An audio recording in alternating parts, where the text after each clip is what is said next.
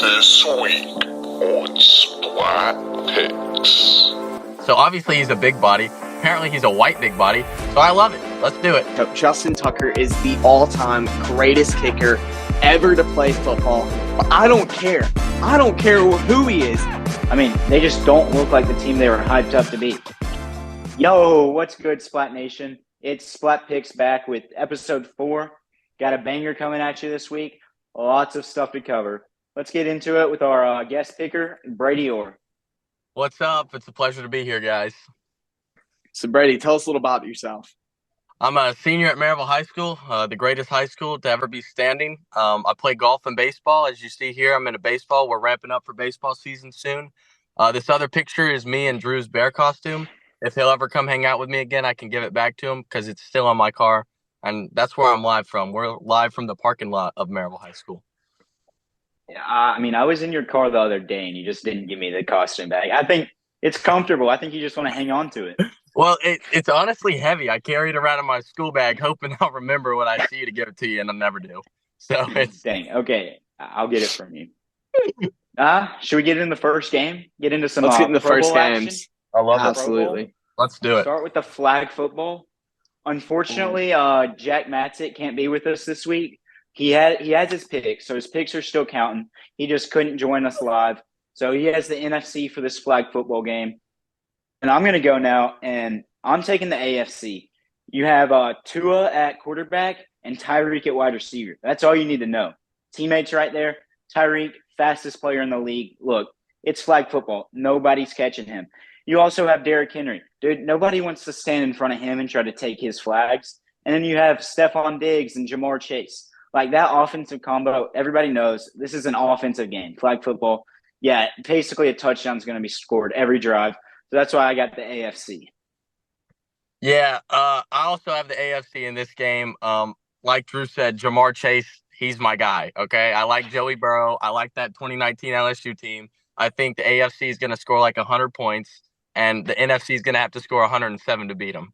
That's where I'm at. No one. Also, like he said, nobody's tackling Derrick Henry. Not even in flag football. They don't want none of them. None of them.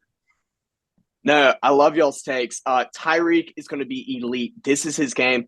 If the AFC wants to win, just do little screen passes to Tyreek. Absolutely nobody's catching up to him. But Tua, nah. It's C.J. Stroud and it's Gardner Minshew. Those are two elite quarterbacks. I cannot wait to watch them play. It's going to be fun. I've kind of liked what they've done with the Pro Bowl these past few years, but give me the AFC. Sweet. Yep, AFC on top. All right, next we got tug of war, the big boy sport. Okay, well this one I actually had to look up because I had no idea about it. I had no idea which team, who was on what team, and it was easy pick. I read the names. My boy Landon Dickerson from the NFC, a dude named Landon Dickerson, he's never losing. I'm sorry, especially tug of war. So obviously he's a big body. Apparently he's a white big body. So I love it. Let's do it. Landon Dickerson all the way. Nobody else needs to be with him. He's taking 1v5, but it is 5-on-5. But if he had to go 1v5, he'd still win. I mean, bunch of big boys in this. You got to enjoy it. But I saw the lineups, and I saw that Dallas's punter was on the NFC team. That is the weak link. You're only as strong as your weakest link. I hate the NFC now. Give me the AFC for this one. They're behind on points right now. They got to catch up somehow. I think this is the turning point of the weekend. They have Quentin Johnson and DeForest Buckner. Those are some big bodies. They're going to be tanking in the back of that rep. Give me them. Look, I mean, the NFC, they have Brian Anger. But look, the AFC, I think it's it's the Raiders punter. Both teams have a punter. So both teams have a weak link. But look, you mentioned Landon Dickerson, him and Lane Johnson, the offensive lineman for the Eagles. Look, they already have that team chemistry. And then you got big boy Kenny Clark, the nose tackle for the Packers. Nobody wants to stand across the road from this team. Give me the NFC in a blowout. That is a great pick. I appreciate it. Landon Dickerson on top. Oh, yeah. All right. Now, let's see. A little bit of a wild card. We got some tic-tac-toe. Jack with Justin Tucker. And this is the Justin Tucker versus Brandon Aubrey matchup. This is going to be an elite matchup. Justin Tucker is the all-time greatest kicker ever to play football. But I don't care. I don't care who he is. Brandon Aubrey's winning this. He's going to take the Cowboys home with a ring this season because they're not getting that Super Bowl ring. Give me Brandon Aubrey. He missed his first field goal. It took him 17 weeks to miss one field goal this season. The USFL legend is going to go in here and win kick-tack-toe against the GOAT of kicking. Give me Brandon Aubrey. I mean, I agree with you. Brandon Aubrey this year, as a Cowboys fan, literally, you see him walk out on the field and you're like, I'll put 3 points on the scoreboard. It doesn't matter. Range like crazy. You can't bet against the GOAT, Justin Tucker, especially all that coming out about last week with Kelsey and Mahomes messing with them. And maybe they got in his head, maybe they didn't. I think he has some stuff to prove. So give me the AFC and the GOAT. Brandon Aubrey is the best kicker in football right now. I'm sorry. Brandon Aubrey is that good. Listen, James. I understand where you're coming from. Brandon Aubrey, he might be the best kicker in the NFL right now, and he was this season. But Justin Tucker's the GOAT. And like you said yourself, Brandon Aubrey plays for the Cowboys. They are losers. There's not a winning bone in that organization. Okay. He has no chance. Zero. Wow. Okay. Give me JT. I mean, I agree with Justin Tucker. Give me JT. Going that far about the Cowboys? Listen, they just lose. They just lose. He's not wrong. He's not wrong. It's not the playoffs. This isn't the playoffs, though. That's okay, but that's they all don't that win. It's a losing organization. He's going to lose. I'm sorry. He may be a great kicker. He needs to go on a better team. Please. Give us our next game. We're going to the next game. Give us our next game. Give us our next game. Give us our next game. Give us our next game. Hey, college hoops it is.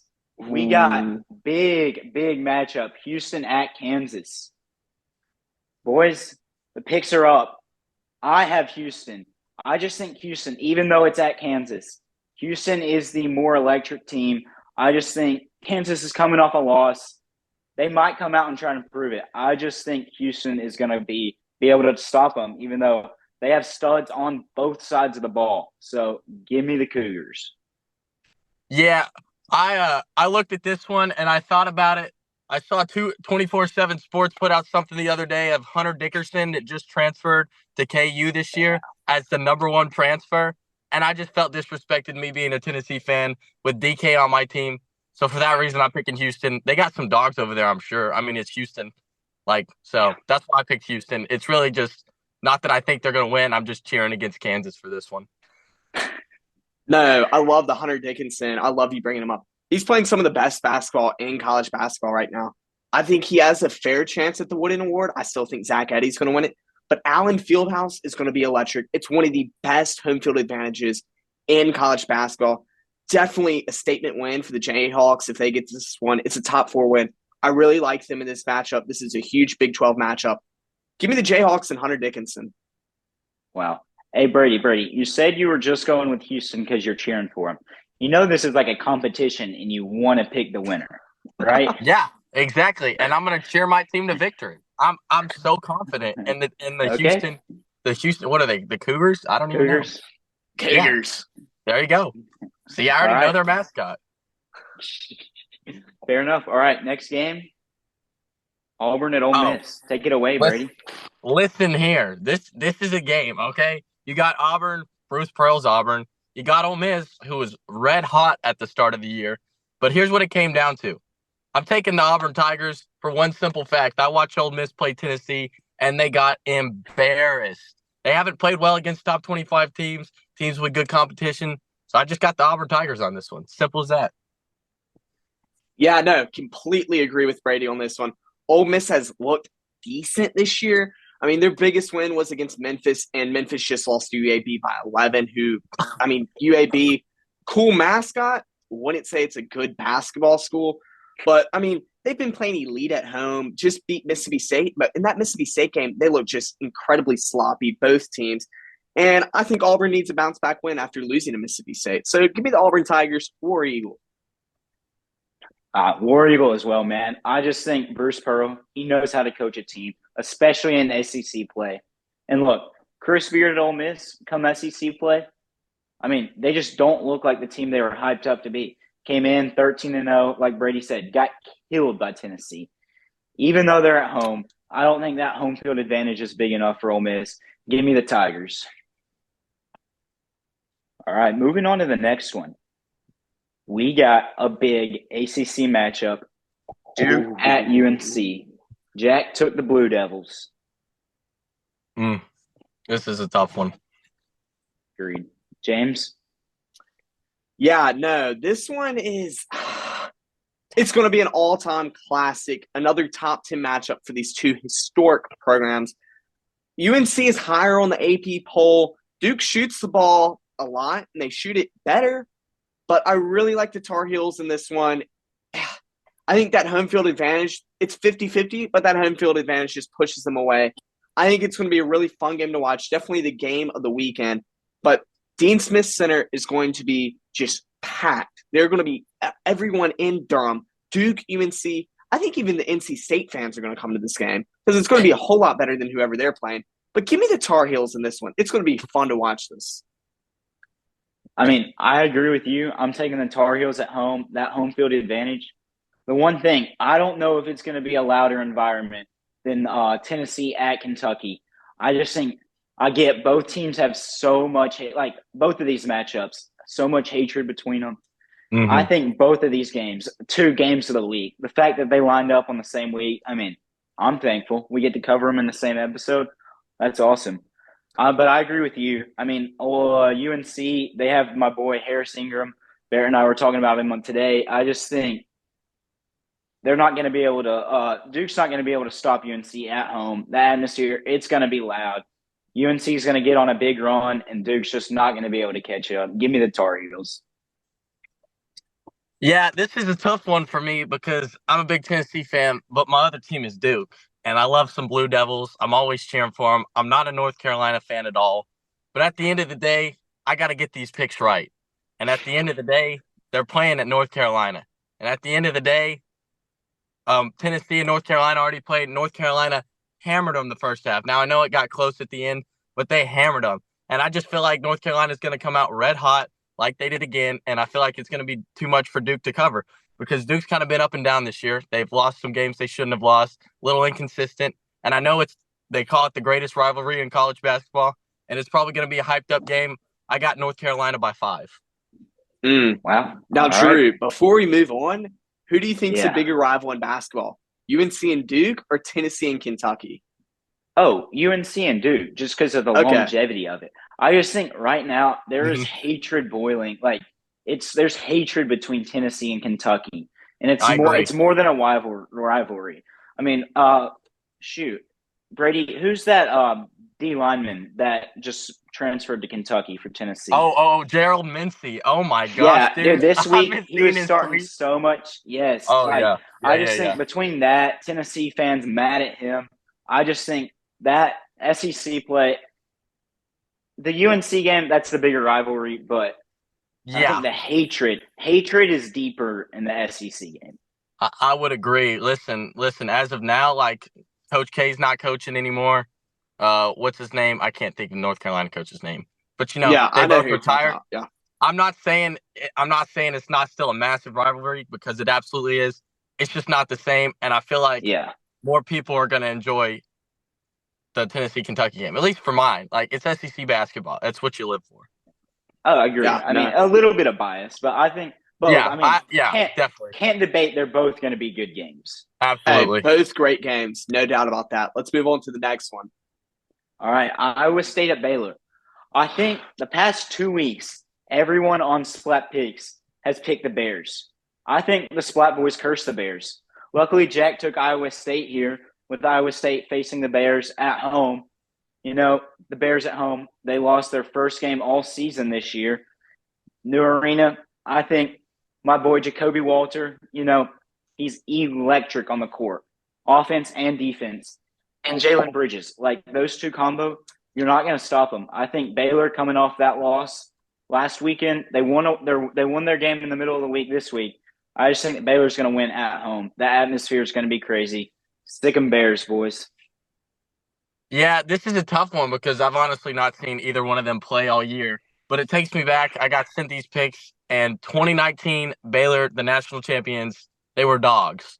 And there was an announcer saying they even did the football player workout. So those are some dogs right there. That's who I'm going with. Give me the Baylor Bears. At this point, I'm so sick and tired of Baylor. I don't care how good of basketball they're playing. I don't care if they're favored by 100 points. They're on my strict do not pick list. I've gotten screwed over by the Bears in back-to-back weeks. And I got to come with a little bit of facts. And Iowa State looked good, I think, a week or two ago when they played TCU at TCU. So, obviously, they're a half-decent road team if they're picking up a top 25 win on the road. But at this point, I don't care if I win or lose on this pick. Screw the Bears.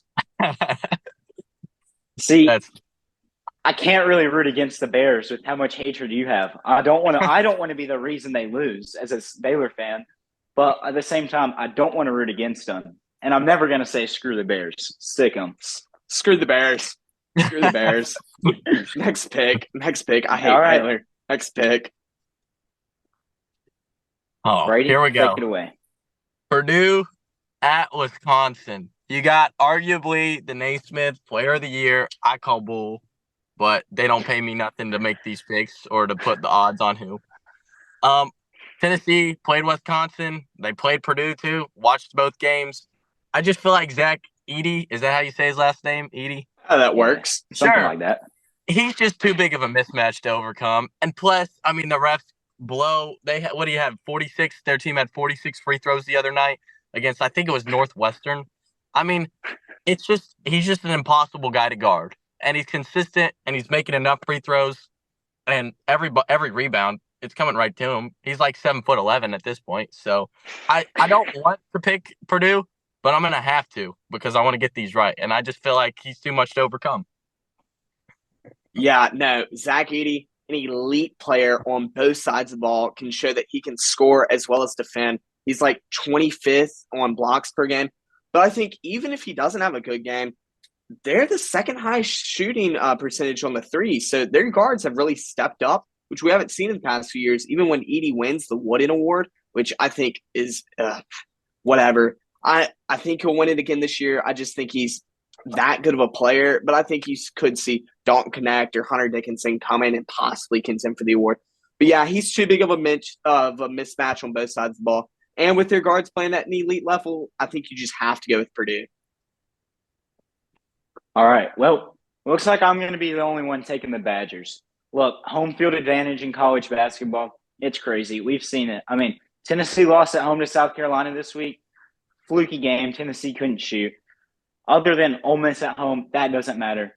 I'm taking these home teams. The home field advantage, just unstoppable, I feel like, in college basketball. Wisconsin, they're the better team. I think more well-rounded team. Zach Edey, I mean, he carries the team. But well-roundedness, give me the Badgers. Are you kidding me? I just said that their guards, they're shooting at the second highest from the three. Their guards are elite. They are just as well-rounded. And it's a Sunday at 12 p.m. Central. Home field is gone when it's a Sunday afternoon game. Sunday afternoons are for Give me the women's Badgers. basketball. Give me the Next Badgers. game. Listen, Next I'll game. say this. I'm not going to be mad if Wisconsin wins on this pick. I'm not going to be mad at all. Yeah, I also despise Purdue. This isn't an emotional pick, but it would help. I'm going to be mad if All right. Baylor wins. That's 100% an emotional pick. I'm going to be mad if they win. Okay. All right. We were talking about it earlier. Big SEC matchup. The game. Tennessee at Kentucky. The game. The game. Let's see. Am I starting this one? Yeah. Sorry to burst y'all's Tennessee bubble. I know that y'all have a great home field, but it's too bad. It's at Kentucky, guys. It's not at Tennessee. Sucks for y'all. It's in Lexington, not Knoxville. And can Connect carry this team? I don't know. He's played well all season, but we've seen he can struggle on the road, like that Mississippi State win.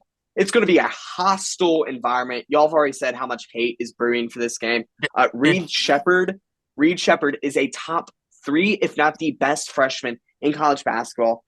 They're shooting elite from the 3 as well as from the field goal. I mean, almost shooting what? I don't know. And really their only problem is if they come into turnover trouble.